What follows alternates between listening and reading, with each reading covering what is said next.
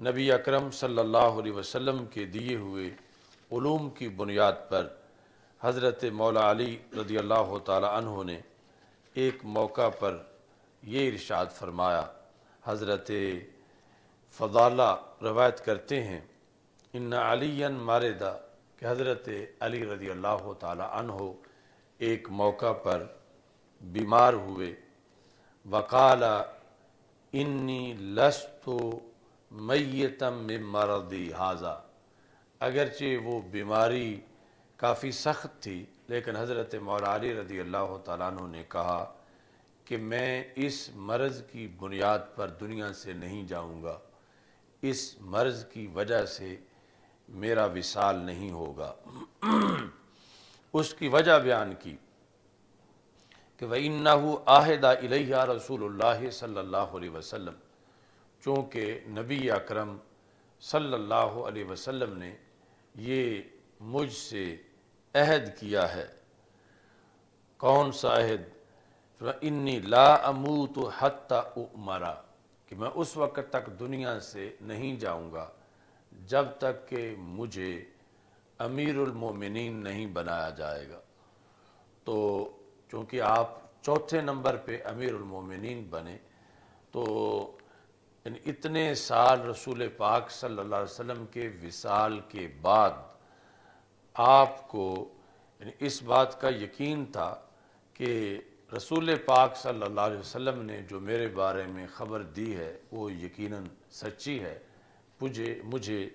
پہلے امیر بنایا جائے گا اور اس کے بعد میں دنیا سے رخصت ہوں گا۔ حضرت مولا علی رضی اللہ تعالی عنہ کی جرت، بہادری، آپ کا علم، آپ کا تقوی، آپ کا زہد، یہ ساری چیزیں بار بار صحابہ کرام رضی اللہ تعالی عنہم میں اس کا تذکرہ ہوتا رہا، اور نبی اکرم صلی اللہ علیہ وسلم کے دیے ہوئے جو ارشادات تھے بیان کیے ہوئے، اس کا ذکر صحابہ کرام رضی اللہ تعالیٰ عنہ کر کے حضرت علی رضی اللہ تعالیٰ عنہ کے فضائل کو بیان کرتے رہے۔ ہمارے آقا صلی اللہ علیہ وسلم کی زبان مبارک سے ایک مرتبہ یہ بھی اعلان ہوا کہ جب نبی اکرم صلی اللہ علیہ وسلم غزوہ تبوک میں تشریف لے جانے لگے تو حضرت علی رضی اللہ تعالی عنہ نے کہا کہ میں بھی اس جنگ میں ساتھ جاؤں گا۔ تو نبی اکرم صلی اللہ علیہ وسلم نے فرمایا کہ نہیں، آپ کو اس جنگ میں ساتھ جانے کی اجازت نہیں ہے۔ فبکا علی، تو حضرت علی رضی اللہ تعالی عنہ نے رونا شروع کر دیا۔ تو نبی اکرم صلی اللہ علیہ وسلم نے آپ کو دلاسا دیتے ہوئے فرمایا، الا ترضى ان تکون منی بمنزلۃ ہارون من موسیٰ، کیا تم خوش نہیں ہو کہ تم میرے لیے یوں ہی ہو جس طرح کہ حضرت موسیٰ علیہ السلام کے لیے حضرت ہارون علیہ السلام تھے، کہ جب حضرت موسیٰ علیہ السلام طور پہ تشریف لے گئے تو پیچھے حضرت ہارون علیہ السلام کو خلیفہ بنایا۔ تو میں تبوک پہ جا رہا ہوں تو آپ کو پیچھے خلیفہ نامزد کر رہا ہوں، چونکہ حضرت علی رضی اللہ تعالی عنہ یہ کہہ رہے تھے کہ آپ مجھے بچوں اور عورتوں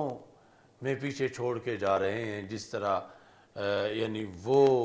ایک کمزور طبقہ ہے تو مجھے اس طرح آپ پیچھے چھوڑ رہے ہیں۔ تو نبی اکرم صلی اللہ علیہ وسلم نے فرمایا کہ چھوڑنے کا یہ مقصد ہے کہ میں تجھے پیچھے مدینہ منورہ میں نگران بنا رہا ہوں۔ نبی اکرم صلی اللہ علیہ وسلم نے اس موقع پر یہ بھی ارشاد فرمایا، انت ولی کل مومن بعدی، کہ تم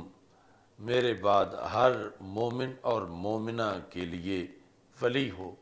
اور یہی حدیث دوسرے الفاظ میں یوں بھی موجود ہے من کن تو مولا ہو فعلی مولا ہو، کہ جس کا میں مولا ہوں، حضرت علی المرتضیٰ رضی اللہ تعالی عنہ بھی اس کے مولا ہیں۔ اس حدیث شریف میں نبی اکرم صلی اللہ علیہ وسلم نے جو حضرت موسیٰ علیہ السلام اور حضرت ہارون علیہ السلام کا تذکرہ کر کے اپنا اور حضرت مولا علی رضی اللہ تعالی عنہ کا تعلق بیان کیا، کہ جس طرح حضرت موسیٰ علیہ السلام طور پہ گئے اور حضرت ہارون علیہ السلام کو قوم میں خلیفہ بنا کے گئے، تو میں بھی تجھے خلیفہ بنا رہا ہوں۔ ان الفاظ سے روافض نے یہ مطلب نکالا کہ پھر حضرت علی رضی اللہ تعالی عنہ خلیفہ بلا فصل ہیں، کہ نبی اکرم صلی اللہ علیہ وسلم نے آپ کو اپنی ظاہری حیات میں ہی خلافت دے دی اور فرمایا انت منی بمنزلۃ ہارون من موسیٰ۔ اس بنیاد پر یعنی حدیث غدیر خم پر وہ بہت زیادہ اپنا دعویٰ کر کے اس دعوے کو ثابت کرنے کی کوشش کرتے ہیں، حالانکہ جو تشبیہ دی تھی نبی اکرم صلی اللہ علیہ وسلم نے، وہ بعد از وصال کی خلافت کی تشبیہ نہیں تھی، بلکہ ظاہری حیات میں کسی کو مدینہ منورہ میں جو نگران بنایا جاتا تھا اس کے لحاظ سے یہ تشبیہ دی گئی تھی۔ جس طرح کہ ابن ام مکتوم کو بھی نبی اکرم صلی اللہ علیہ وسلم نے ایک موقع پر مدینہ منورہ میں اپنا خلیفہ بنایا، اور جو مشبہ بھی ہے تو اس میں حضرت ہارون علیہ السلام ایسے نہیں کہ حضرت موسیٰ علیہ السلام کے وصال کے بعد وہ خلیفہ بنے، بلکہ حضرت ہارون علیہ السلام کا تو وصال ہی حضرت موسیٰ علیہ السلام سے پہلے ہوا، تو جو خلافت جس طرح کی انہیں ملی، یعنی حضرت ہارون علیہ السلام کو، وہ حضرت موسیٰ علیہ السلام کے وصال کے بعد کی خلافت نہیں تھی، بلکہ موسیٰ علیہ السلام کی ظاہری حیات کے دوران انہیں پیچھے قوم میں نگہبان اور نگران بنایا گیا تھا۔ تو ایسے ہی یعنی اس حدیث کے اندر جو حضرت علی المرتضیٰ رضی اللہ تعالی عنہ کی خلافت کا تذکرہ ہے، تو وہ بھی خلافت اسی زمرے سے ہے کہ رسول اکرم صلی اللہ علیہ وسلم نے ظاہری حیات کے اندر جب آپ خود تبوک پر گئے تو پیچھے حضرت علی المرتضیٰ رضی اللہ تعالی عنہ کو مدینہ منورہ میں اپنا نائب قرار دیا۔ جہاں تک یعنی اس حدیث کے ان الفاظ کا تعلق ہے من کنت مولاہ فعلی مولاہ،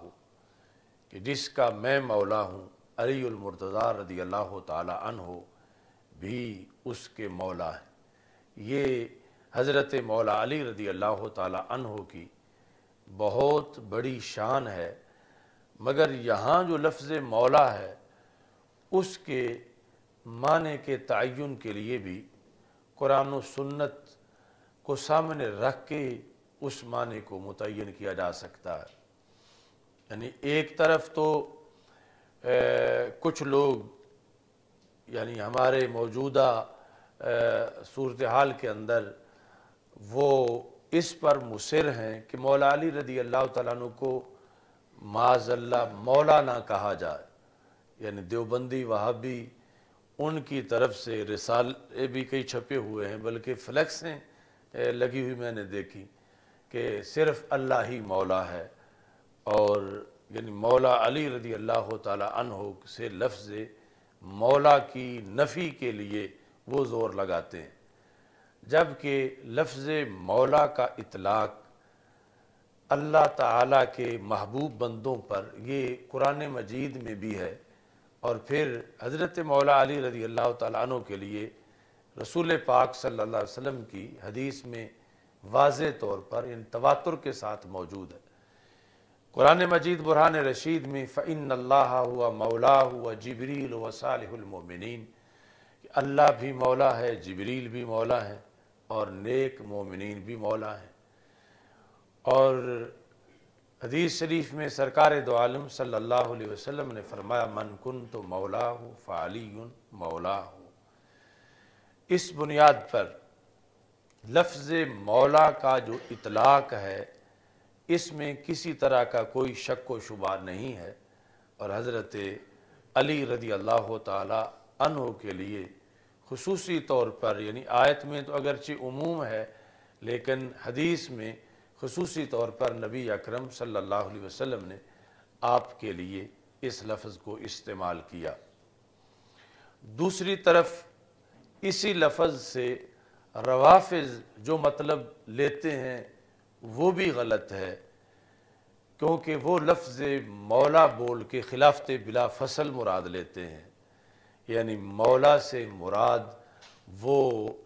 متولی کا معنی، اور جو ان کے نزدیک ایک خصوصی موضوع ہے ولایت علی، یعنی ہمارے نزدیک ولایت جس طرح اولیاء اللہ ولایت کے منصب سے متصف ہوتے ہیں، لیکن ان کے نزدیک ولایت بمعنی ولی الامر یعنی خلیفہ، تو اس بنیاد پر وہ لفظ مولا کا ترجمہ کرتے ہوئے ولی الامر اور متولی، تو اسی سے خلافت بلا فصل ثابت کرنے کی کوشش کرتے ہیں۔ تو جو حقیقی اس کا مفہوم ہے کہ نبی اکرم صلی اللہ علیہ وسلم نے جو فرمایا من کنت مولاہ فعلی مولاہ، یعنی اس سے لفظ مولا کا اطلاق 100% ثابت ہوا، اور معنی جو ہے وہ یہ ہے کہ جس کا میں مددگار ہوں علی بھی اس کے مددگار ہیں، جس سے میں محبت کرتا ہوں علی بھی اس سے محبت کرتے ہیں، جس کا میں ناصر ہوں علی بھی اس کے ناصر ہیں۔ تو اس بنیاد پر یعنی حدیث شریف کے الفاظ کے لحاظ سے بھی مختلف فرقے جو ہیں انہوں نے اپنے غلط مفاہیم لینے کے لیے مفہوم حدیث پہ بھی واردات کی، جس طرح کے مفہوم قرآن کے لحاظ سے واردات کی جاتی ہے۔ نبی اکرم نور مجسم شفیع معظم صلی اللہ علیہ وسلم کی زبان مقدس سے حضرت مولا علی رضی اللہ تعالی عنہ کے لیے یہ الفاظ بھی نکلے خیبر کے موقع پر لَأُؤْتِيَنَّ الرَّأْيَةَ غَدًا رَجُلًا يُحِبُّ اللَّهَ وَرَسُولَهُ وَيُحِبُّهُ اللَّهُ